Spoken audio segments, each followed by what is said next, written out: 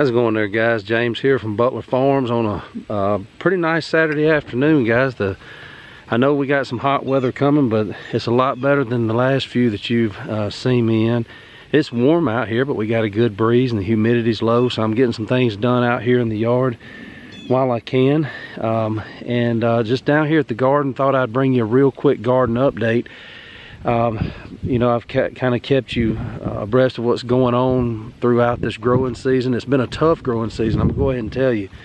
It's been we haven't had the production that we normally have, and it's nothing different than what we've been doing. It's just the conditions have changed, and every once in a while you're going to get that.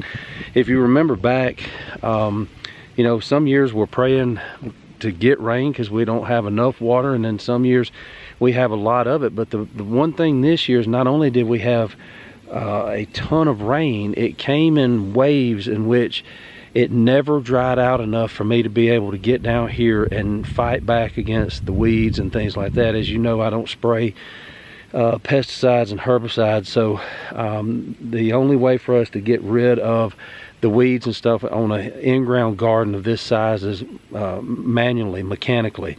And back in the spring, we were getting a ton of rain, the plants were jumping, but I never, after I got this planted, I was able to come through it one time with the tractor. I was able to come through it twice overall between my rows of peas with the tiller before they closed in on themselves, and that was it. And usually I can run the tiller between them several more times after that, but it was so incredibly wet.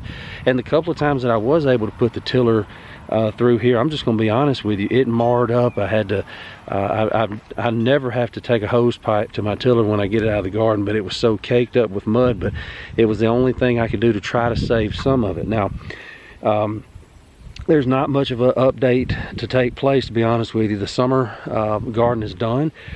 I'm starting to turn my attention to the fall garden. I'm hoping this year to be able to have the time to get a fall garden in.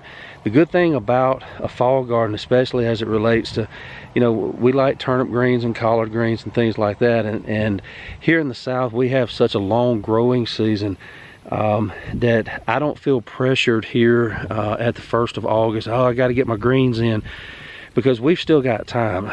They grow pretty quickly, and you know, if I want them to kind of get touched by a little bit of a light frost and stuff, I gotta wait anyway. I definitely want that to happen, because you know, after a light frost, those greens are going to get a lot sweeter, and that's what I want. So if I plant them now, the problem is that they would spring up so fast anyway, and they would kind of be past their prime by the time that the cold weather comes around that would allow it to sweeten up. So I'm not really worried about that right now. I am a little bit disappointed in my summer garden. Like I said, this is where we get a big portion of the vegetables that we eat here at the house is from this little bitty garden. And like I said, it was just one of those years. I mean, there's nothing else, there's nobody really to blame. I did what I could do, but Mother Nature got me this year. The weather and all the rain got me. But I'm just going to turn you around and let you see a weed patch, because that's pretty much what we've got here. You can see down through there that the tomatoes are completely done. Now, we did have another flush of peppers. You can see a few of those that have already turned red. I actually had a big flush of jalapenos. Now, I'd harvested those to the point that I was not getting any more jalapenos, and now all of a sudden we've gotten a little rain after this long dry period, and they have come back out again. So I've got a lot of green jalapenos that I'll be coming to get. Now on this end of the garden, this is where the beans were up here, and remember, we've already talked about that in the video. That was a 100% fail. The whole bean crop failed, and the only thing, like I've said in other videos, that I can figure is it was just so incredibly wet. It never dried out, and they didn't like it. Down in here was where all my purple hull peas were, and we got a bunch of them this year. Actually, I was kind of surprised at the amount that we did get, simply because of the weed pressure, because of me not being able to get in here and clean it out like I had in the past. So you know, I feel blessed to have gotten what I got, and it really kind of surprised me. Now, one other thing that surprised me that has just started happening, you see these bare spots out here. Now, a week ago when I was in this garden, it looked like this everywhere, just weeds everywhere. But now you can see down here where these pea plants were, that you've got these bare spots coming up, okay? And these are the pea plants down here in the bottom, and what you see is that they are clipped off. So obviously what that tells me, even on this weed right here, you can see where the top of that's clipped off. There's some clipped off there, and you can see the bare spots out here where they are just mowing down where these pea plants were. And I can't blame the deer. Right now in the south, everything in the woods would be rather tough. It's that time of year where even the grass and stuff like that is getting pretty tough, and so they're going to come wherever there is some fresh green. Just you can see how all of those are just nipped off across the top like that. For some reason they leave my garden alone while I've got peas in it, and then late in the summer they come on out and get in here and get what they want, which I guess is okay. In the future, I'm going to have to figure out a way to keep them out of here altogether. So the other exciting thing is I've still got these winter squash. I was walking around here a while ago just kind of taking a look, and you can see we've got some butternut squash there. I've got some that I've got to get out of here. They are ready. You can see them hiding down in there. They are everywhere out here. I have never had a year. Look at this line down through here. Just one right after another. I have never had a year, and they just keep on going.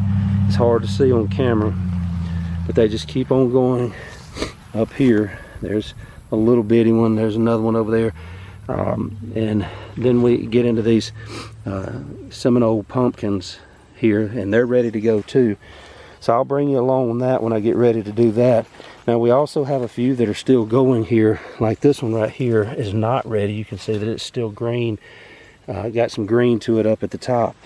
But I got a bunch of these out here that are ready to go. You can see that that one's turned fully. It's good and heavy. Skin's good and hard, but we'll go over that in the next video. That's exciting. We've never had a year this good with winter squash. They're usually taken out by squash bugs, and I don't know, maybe all that rain and as wet as it stayed down here, I honestly don't know. I don't claim to be an expert in it, but maybe the amount of water that we had kept the squash bugs down. I don't know. Look at that one. That's a pretty good one down in there. It looks like it's ready to go. Looks like it's ready to cut. So probably tomorrow afternoon, I'll get down here and get these out. You see another one there. Looks like the Seminole pumpkins did well. Never did do much with the summer squash.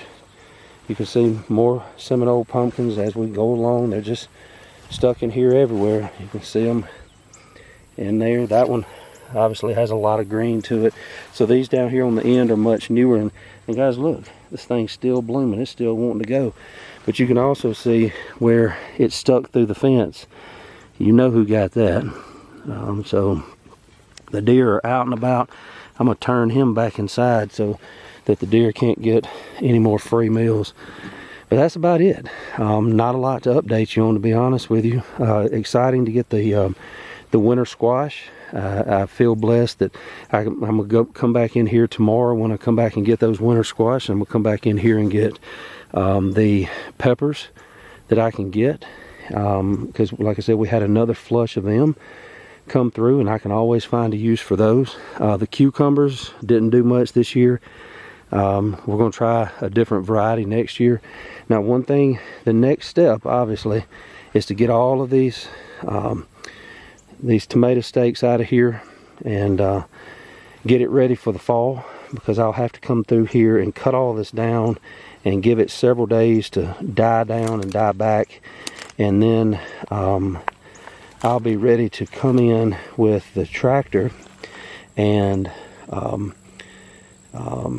till it back under, till all this back under. I'll chop it up, I'll let it lay, let it turn brown, I'll turn it under and let it rot in the ground for a week or so, and then it'll be time to plant some fall greens. Hopefully. I hope that my schedule clears up where I'm able to do that. So we'll see how it goes. Now, one thing that I know I've got to do is I've got to come through and find all of my electroculture. That one's not wanting to come out of the ground. If you remember, we use these I got the idea from Hills Mill Homestead. Y'all go check him out up there. He's the master of everything electroculture. If you've got a question, he's the guy to go to. But you know, we'll talk more about. I'll just put that there for now to make sure that I get it. But I've also got to find those before I come through cutting. Obviously, that will tear up some equipment big time.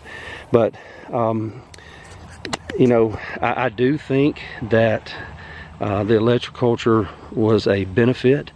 I'm going to use it again next year, and hopefully we won't have the water issues. Maybe we'll get a year next year where it's just right and we don't have all the water issues that we had this year with everything staying so wet.